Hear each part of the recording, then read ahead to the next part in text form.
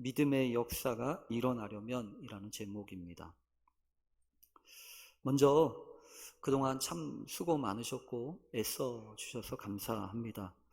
잘 참아 오셨고 또 많은 힘들 가운데서도 어떻게든지 신앙을 지키시려고 애쓰신 것 우리 주님이 아시는 줄로 믿습니다.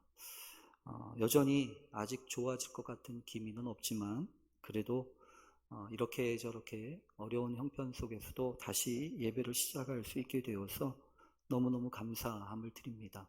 그리고 여러 가지 고민 가운데서도 현장 예배에 나오신 여러분, 그리고 아직 오실 수는 없지만 온라인 예배 함께 하시는 우리 모든 교우들에게 주님이 위로하시고 은혜 주시기를 간절히 원합니다. 어느 분이 그렇게 이야기하시는 것을 어제 들었습니다. 어제 우리 교회에 권사님 서대문에서 유명한 맛집으로 소문난 집에 가서 점심을 먹는데 권사님이 지나가면서 그렇게 물으시더라고요. 목사님, 언제 코로나 끝나요? 언제 코로나 끝나요? 그러면서 이제 저보고도 이런저런 이야기를 하시는데 아마 빨리 끝내기를 원하셨던 마음이 다들 누구나 있잖아요. 그런데 그분이 그렇게 얘기하시더라고요. 목사님, 이제 벌써 다 끝난 것 같아요. 오는 손님들이 마스크를 벌써 많이 안 쓰고 있다고, 그러면서 이제 다 끝난 것 같다고 그렇게 이야기하시는 것을 제가 들었어요. 어, 여러분 어떻게 생각하십니까? 어떤 분들은 또 그렇게 이야기하시고 조심스럽다라고 얘기하시는 분도 들었습니다. 아예 끝나긴 뭐가 끝나. 아직도 한참 될 수밖에 없고 아이들이 아직 학교를 가지 못하지 않았습니까? 그리고 듣자 하니 10월이나 11월 되면 또 한 번 더 크게 올지도 모르니까 여러 가지로 고민하고 조심해야 된다. 어쨌든 여러분 예전에 참 걱정스러웠던 때보다는 확진자 수도 일주일 넘게 10명 안팎으로 조정이 되고 또 벌써 이틀 이상 어저께 통계로 보니까 사망자도 이틀째 발생하지 않고 있다고 그래서 여러 가지 안심적인 그런 부분들이 있는 것 같아요. 그런데 그렇다고 해도 분명히 조심해야 될 부분들이 있지 않겠습니까? 어떤 분들에게 특별히 그 병원에서 코로나 최전선에서 사투를 벌이고 있는 분들에게는 언제 끝나냐 이렇게 물으면 아마 이렇게 대답할 겁니다. 코로나 환자가 더 이상 나오지 않고 그리고 입원해 계신 분들이 다 집으로 일상으로 돌아가야 끝난 거지요. 그렇지 않겠어요? 또 어떤 경제인들에게는 코로나가 끝나도 이 코로나 때문에 경제적인 위기나 어려움이 아직 더 크게 올 텐데 돈이 일단 돌고 그리고 소상공인들을 비롯한 여러 소시민들에게 이런 경제적인 걱정과 염려가 좀 이제 떠나가야 그래야 이 코로나가 끝난 거지. 다 제각각 자신의 입장과 자신의 생각에서 이 코로나의 마지막을 생각하고 또 바라는 것 같아요. 그렇다고 한다면 교인들, 특별히 신앙을 가지고 있는 사람들은 코로나가 언제 끝났다라고 생각할 수 있을까요? 무엇보다 저는 사람과 사람 사이에 대한 원망이나 미움이나 시기나 질투나 이런 것 대신에 감사한 마음이 우리 마음 가운데 깃들기 시작해야 그제서야 비로소 끝난 거 아닌가. 서로를 불신하고 서로를 믿지 못하고 이렇게 되어 계속 간다면 사실은 뭐 코로나가 있으나 없으나 다를 바가 없지 않겠습니까? 그러다 보니까 대단히 죄송하지만 옛날 생각이 자꾸 나요. 우리 이 4월 달 되면 더군다나 저는 이 생각이 자꾸 나는데 저희 집 둘째가 3년 전이에요. 2017년 3년 전에 갑자기 생각지도 않게 많이 아팠습니다. 그래서 우리 교회 교우들이 얼마나 기도해 주셨는지 제가 참 기억합니다. 눈물로 기도해 주시고 여러 가지로 애써 주셨던 거 참 기억합니다. 그런데 정신없이 이렇게 아프기 시작을 하니까 정신을 못 차리겠더라고요. 왜 아니겠습니까? 항상 먼저 그렇지요. 좋은 생각보다 나쁜 생각이 먼저 오더라고요. 나쁜 생각이 먼저 막 찾아오고 마음 가운데 불안함과 염려와 걱정이 자꾸만 생각이 되는데 마치 이 터진 물에서 막 물이 쏟아지는 것처럼 제 마음 가운데, 생각 가운데 막 이렇게 다가오는데 마치 그런 느낌이었습니다. 가름할 수 없는 적들이 어마무시한 화력으로 막 공격을 막 퍼붓는 것 같은 느낌이 들었어요. 정신없이 여기저기 두들겨 맞아가지고 기진맥진해가지고 숨도 겨우 쉴까 말까 하는 그런 상황 가운데서, 근데 여러분 어떻게 합니까? 정신을 차려야 되잖아요. 정신을 차리면서 이대로 끝낼 수는 없지. 싸워보지도 않고 이대로 끝낼 수는 없지. 그러면서 이제 어떻게 이 싸움을 싸워야 될 건가 라고 하는 생각을 하기 시작을 하더라고요. 그러면서 도대체 어떤 게 문제야? 이거부터 찾아요. 도대체 공격해온 게 뭐야? 이거부터 막 찾아서 이제 진단을 막 시작하지 않습니까? 그러고 난 다음에 그래야 어쨌든 뭐하고 싸울지를 결정을 하니까 어떻게 싸울 건지, 약을 쓸 건지, 수술을 할 건지, 뭐를 할 건지를 뭘 알아야 싸우지 않겠어요. 그 다음에 해야 되는 일은 뭐냐면 진지를 구축하는 일이에요. 어떻게, 왜냐하면 이 싸움이 하루아침에 끝날 게 아니잖아요. 한참 가야 될 싸움이잖아요. 그러니까 이제 어떻게 오래된 싸움을 어떻게 싸워야 될지를 진지를 구축합니다. 보급대가 어떤 사람인지, 함께 싸워주는 사람이 누군지, 이런 것들이 정신을 차리면서 이렇게 쭉쭉쭉쭉 생각을 해요.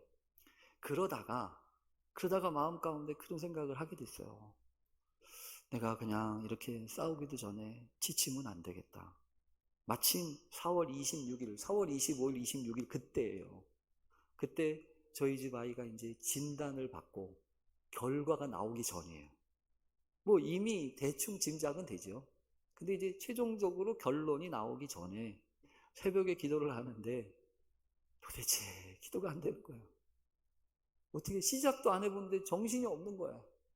그러다가 마침 성경에 있는 이런저런 이야기 가운데 요 생각이 하나 나면서 제가 결심을 한 게 하나 있어요. 또 기도해 주시는 많은 분들 때문에 힘을 얻어서 제가 결심을 한 게 하나 있어요. 보통 카톡에다가 이렇게 대문에다가 이름을 쓰고 그 다음에 거기다 설명을 쓰잖아요.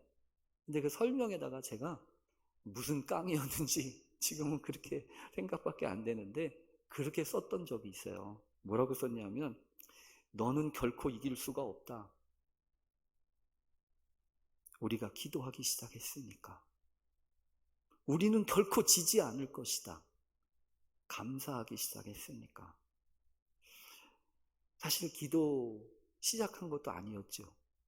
사실은 감사? 뭔 감사요? 그러나 해야겠다고 마음 먹고 우리 교우들과 함께 기도해 주시는 분들이 있다는 생각이 들면서 그렇게 마음을 먹은 거예요. 근데 그렇게 하기까지는 사실은 성경에 있는 이야기 가운데 배경이 있어요. 어떤 배경이냐면 역대하 20장에 보면 이런 이야기가 있습니다. 역대하 20장에 보면 아사 왕의 아들이었던 여호사밧의 이야기가 있습니다. 아사는 처음에는 신앙생활을 잘 하다가 나중에 하나님 대신에 사람 찾아다니면서 이 신앙이 무너졌던 사람 가운데 한 명이 아사 왕이에요. 그런데 그 아사 왕의 아들이 바로 여호사밧입니다. 그 여호사밧은 아버지의 그 말로 마지막을 보고 나서 그런지 모르지만 마지막까지 신실하게 살려고 애를 썼던 왕 가운데 한 명이에요. 물론 그 중간에 이 아합이라고 하는 북이스라엘의 나쁜 왕과 이런저런 관계를 맺으면서 큰 어려움을 당하기도 합니다. 근데 그러다가 성경에 보면 선지자의 책망과 선지자의 말을 듣고 정신을 바짝 차리면서 다시 하나님 앞에 기도하고 또 종교를 개혁하듯이 그 나라의 개혁을 하면서 나라를 새롭게 견고하고 굳건하게 세워가는 일을 시작을 합니다. 여러분 언제나 그렇지만 한 나라가 바로 서고 똑바로 살려고 하면 시샘하고 공격하는 사람들이 있잖아요. 그때 어떤 나라가 공격을 해왔냐면 모압과 암몬과 마온이라고 하는 세 나라가 합쳐가지고 이 여호사밧을 공격해 옵니다. 그러니까 이 막강한 화력 앞에서 속수무책으로 당할 수밖에 없었던 여호사밧이 싸우기도 전에 오금이 저리는 거예요. 오금이 저려가지고 이거 어떻게 하면 좋냐 그러면서 성경에 보면 이렇게 얘기합니다. 역대하 20장 6절에 보면 이런 성경 구절이 있어요. 우리 조상들의 하나님 여호와여, 주는 하늘에서 하나님이 아니십니까? 이방 사람들의 모든 나라를 다스리지 아니하십니까? 주의 손에 권세와 능력이 있사오니 능히 주와 맞설 사람이 없나이다. 하나님은 하늘에 계신 분이 아닙니까? 하나님은 우리나라만이 아니라 이방 나라도 다스리지 않습니까? 하나님과 맞설 사람이 누가 있습니까? 이러면서 하나님 앞에 그렇게 기도하면서 예전에 성전을 지으면서 하나님 앞에 기도하면서 들었던 말씀들이 또 다시 고백하듯이 나와요. 뭐라고 하냐면 만일 재앙이나 난리나 또 견책이나 전염병이나 기근이 우리에게 임하면 우리 이름이 이 성전에 있으니 우리가 이 성전 앞과 주 앞에 서서 이 환난 가운데에서 주께 부르짖은즉 들으시고 구원하시리라 하였나이다. 하나님이 그러지 않으셨습니까? 어려움이 오고 환난이 오고 시련이 오고 기근이 오고 심한 재앙이 오면 하나님 앞에 기도하면 하나님이 들으시고 구원해 주신다고 하지 않으셨습니까? 지금 어렵습니다. 하나님이 도와주십시오. 구해 주십시오. 우리는 우리를 치러오는 이 큰 무리를 상대할 수가 없고 능력도 없으니 어떻게 할 줄도 알지 못하겠으니 오직 주만 바라봅니다. 이러면서 하나님 앞에 기도해요. 그럴 때 여러분 보면 그렇습니다. 위기 앞에서 뭐가 드러나느냐가 중요해요. 평소에는 잘 몰라요. 평소에는 다 괜찮아 보이고 평소에는 다 그럴듯해 보입니다. 그런데 한번 흔들지 않아요. 한번 위기가 오잖아요. 그러면 뭐가 드러나냐면 본색이 드러나거든요. 자기한테 뭐가 중요한지가 보여진다고요. 내가 어떤 거는 중요하게 여기는구나, 이걸 안단 말이에요. 그래서 여러분 보통 이래요. 평소에 아무렇지도 않게 살다가 내가 갑자기 화가 나잖아요. 그러면 내가 화가 나면은 그게 나한테는 약점인 거예요. 그게 나한테는 문제인 거예요. 그게 드러난단 말이에요. 이 여호사밧은 그런 위기 때 진짜 뭐가 중요한 건가를 생각하고 하나님을 찾기 시작합니다. 그랬을 때 하나님이 레위 사람 야하시엘이라고 하는 사람을 통해 가지고 말씀을 하시는데 뭐라고 하냐면 이 큰 무리 때문에 두려워하지 마라. 놀라지 마라. 이 전쟁은 너희에게 속한 게 아니고 나에게 속한 거다. 전쟁은 하나님께 속한 거다라고 하는 찬송이 바로 여기에서 나오는 거죠. 그래서 성경에 보면 이 전쟁에서는 너희는 싸울 것이 없다. 너희는 싸울 것이 없나니 그러면 가만히 있으라고 할 줄 알았어요. 근데 성경에 보면 뭐라고 하냐면 너희는 싸울 것이 없지만 대열을 갖추고 서서 대열을 이루고 서서 너희와 함께한 여호와가 구원하는 것을 보라 이렇게 얘기하십니다. 하나님께 속했다고 하면서 그 사람들에게는 어떻게 하라고 하시냐면 대열을 갖추고 서래요. 싸움터에는 나가라는 거죠. 일단 전쟁터에는 나가서 싸우려고 준비는 하고 있어라. 그러면 내가 싸워줄게. 이런 말씀이란 말이에요. 그래서 이 이스라엘 백성들이 이제 어떻게 할까 생각을 하다가 아주 기가 막힌 한 가지 방법을 찾습니다. 뭐라고 찾냐면 역대하 20장 20절 이하에 보면요. 이 여호사밧이 백성들하고 의논해요. 사람들하고 의논하고 난 다음에 우리가 싸우러 나가야 되는데 누구를 그럼 어떻게 할까 하다가 성경에 보면 노래하는 자들을 택하여 거룩한 예복을 입히고 군대 앞에서 행진하며 여호와를 찬송하여 이르기를 여호와께 감사하세 그의 인자하심이 영원하도다. 여러분 그렇게 싸우는 거 보셨어요? 맨 처음에 싸울 때는 어떻게 싸워야 됩니까? 탱크부터 앞세워야 되는 거 아니에요? 막강한 화력을 가지고 있는 사람들부터 앞장서서 싸우라고 하고 뒤에 졸졸 따라가야 되는 거 아니에요? 근데 아무런 힘도 없는 그저 노래하고 찬양하는 사람들, 이 사람들이 무슨 소용이 있다고, 전쟁터에 무슨 소용이 있다고 그 사람들을 맨 앞으로 세우냔 말이에요. 근데 맨 앞으로 세우고 이 사람들이 찬양하기 시작할 때 그 찬양이 뭐라고요? 여호와께 감사하세 그 인자하심이 영원하도다. 이 찬양하라고요. 그래서 역대하 20장 22절에 보면 이렇게 써 있습니다. 그 노래와 찬송이 시작될 때에 여호와께서 봉병을 두어 유다를 치러 온 암몬 자손과 모압과 세일산 주민들을 치게 하심으로 그들이 패하였다고요. 그러니까 하나님의 방법은 우리가 생각하는 것과는 다릅니다. 일반적으로 생각하는 거. 그래서 저는 그렇게 생각합니다. 코로나가 언제 끝나냐? 코로나가 언제 끝나냐? 우리가 감사하면 끝나요. 우리가 스스로 감사하기 시작하면 끝나요. 더 이상 그것 때문에 아유 힘들어 죽겠어, 그것 때문에 답답해 죽겠어, 그것 때문에 어려워 죽겠어 이렇게 얘기하지 말고 그것 때문에 그래도 감사해, 이것 감사하고 저것 감사하기 시작하면 그때부터 코로나가 끝날 거예요. 여러분 지난 수요일 날도 그랬잖아요. 지난 수요일 날 말씀에도 털어서 먼지 안 나온 사람이 어디 있습니까? 근데 그 사람이 한 사람 있죠. 다니엘. 근데 그 다니엘을 잡기 위해서 그 적들이 그 다니엘만 걸리게 하기 위하여 조항을 따로 만들고 금령을 만들어서 왕의 도장을 찍잖아요. 그러면 여러분 다니엘이 어떻게 해야 맞습니까? 니들이 나를 잡으려고 그래? 내가 잡히나 봐라. 이러고서 따져야 되는데 이렇게 안 하잖아요.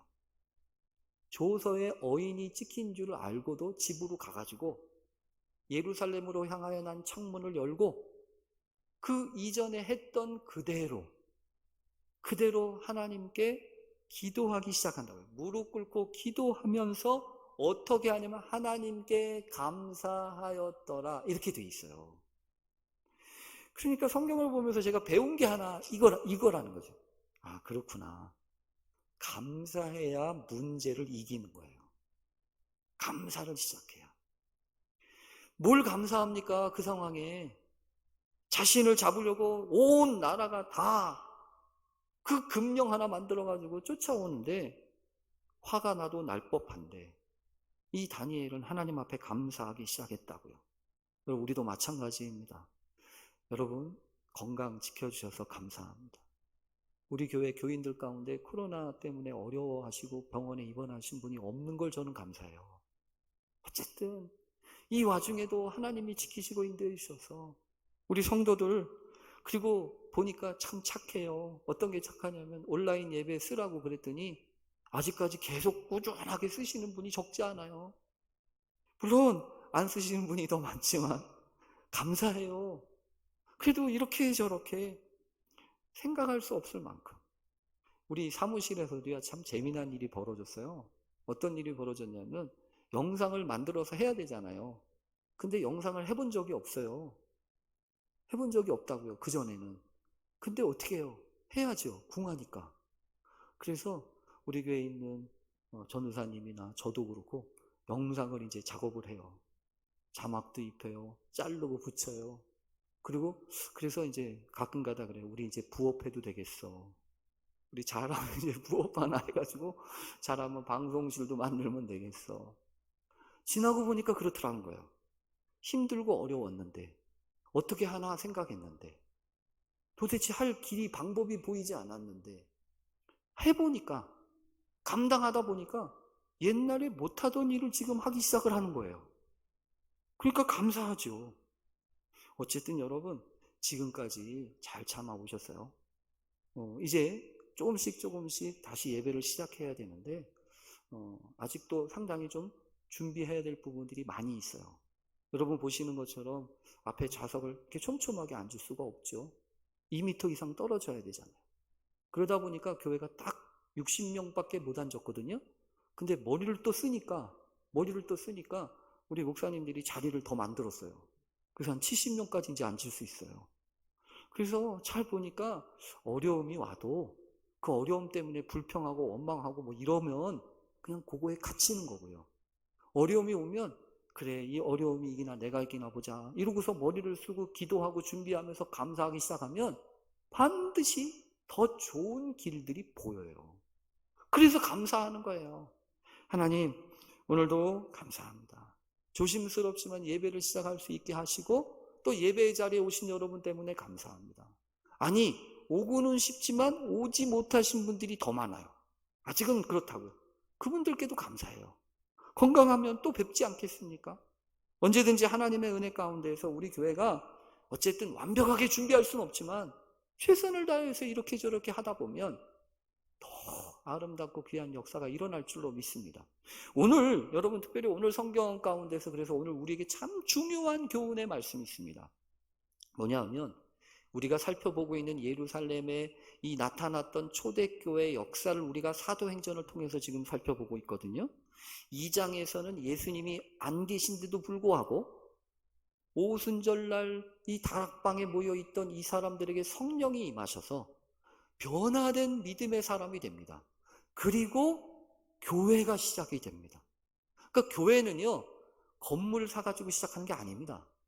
교회는 무슨 조직을 만들어서 시작하는 게 아닙니다. 교회는 어떻게 시작되는 거냐면 사람들이 변화돼서 시작하는 거예요. 변화된 사람들이 변화된 교회를 이루는 겁니다. 그 변화된 믿음을 가지고 있어서 이들이 더 이상 잡혀갈까 봐 무서워가지고 예수님을 모른다고 3번씩이나 부인하는 것이 아니라 이제 날 잡아가다 라고 이야기하는 식으로 뿔뿔이 흩어지기 바쁜 게 아니라 우리가 증인이다 라고 이야기한다고. 더 이상 믿음은 이제 말로만이 아니라 삶으로 증거하고 있는 거예요. 그래서 성경에 보면 그 역사를 이루기 시작하는 사건이 오늘 벌어집니다. 그 사건의 시작은 여러분 어떻습니까? 놀랍게도 이렇게 시작합니다. 제9시 기도 시간에 베드로와 요한이 성전에 올라갈세. 제9시 기도 시간에. 제9시 기도 시간이 여러분 어느 시간인지 궁금하시죠? 보통 성경에 나오는 시간에다가는 6시간을 합치면 돼요. 6시간을. 그러면 9니까 6을 합치면 15지요? 15시는 보통 오후 3시쯤이에요. 근데 여러분 오후 3시라고 하는 시간은 참 애매한 시간입니다. 밥 먹고 식사하고 좀 나른해서 조금 이렇게 어려워 하다가 이제 5시, 4시쯤 되면 이제 끝나야 되니까 3시쯤 되면 아주 뭘 하기가 애매한 시간이고 이 일을 마무리하기 위해서 애써야 되는 시간이에요. 한마디로 말하면 그때에 기도하기는 쉽지 않은 시간이라는 얘기입니다. 그렇잖아요. 아침이든 저녁이든 늦게 기도하는 건 좋은데 그 중간에 한 토막, 가운데 토막을 딱 잘라가지고 기도한다는 건 쉽지 않아요. 근데 이 사람들은 그때 기도했다고요. 그러니까 적어도 이 사람들을 보면 뭐를 알 수 있냐면 규칙적인 기도 생활을 했다는 거예요. 어떻게 그냥 한번 해볼까 하고서 한 게 아니고 시간 남으니까 기도할까? 이게 아니라는 거예요. 기도하는 시간이 정해져 있었다는 거예요. 우선순위가 있었다는 겁니다. 여러분 규칙적인 기도가 능력의 시작입니다. 어떤 일이든지요. 운동도 그렇지 않습니까? 운동도 규칙적으로 운동하는 사람이 프로예요. 매일같이 운동을 하는데 오늘은 비가 와. 오늘은 바람이 불어. 오늘은 좀 피곤하니 내일 가자. 이러면 이 사람은 어떤 사람이냐면 아마추어예요. 하고 싶을 때 하고 어려울 때 하는 안 하고. 그건 아마추어예요. 프로는 어떤 사람입니까? 비가 오나 눈이 오나 규칙적으로 나가는 사람들이 프로예요. 어디나 마찬가지입니다. 기도도 신앙생활도 마찬가지예요. 신앙생활의 능력이 나타나려면 그게 규칙적이어야 돼요. 그것을 지켜야 돼요. 여러분 근데 오늘 성경에 보면 이 사람들하고 비슷한 사람이 한 사람 있어요. 누구냐면 나면서부터 못 걷게 된 사람입니다. 이 사람도 규칙적이에요. 규칙적으로 성전에 교회 옵니다. 성전에 옵니다. 미문에 옵니다. 그리고 이 사람은 똑같아요. 비슷해요. 어떤 게 비슷하냐면 제자들은 기도하러 왔잖아요. 기도라고 하는 게 뭔가를 구하는 거잖아요. 이 사람도 똑같아요. 구해요. 다른 사람들은 똑같이 구해요. 그러니까 비슷한 사람들이 지금 2명이 있는 거예요. 2종류가 있는 거라고. 근데 여러분 비슷하지 않아요. 달라요. 어떻게 다르냐면 구하는 게 달라요. 바라보는 게 달라요. 기도하러 성전에 왔던 이 사람들은요.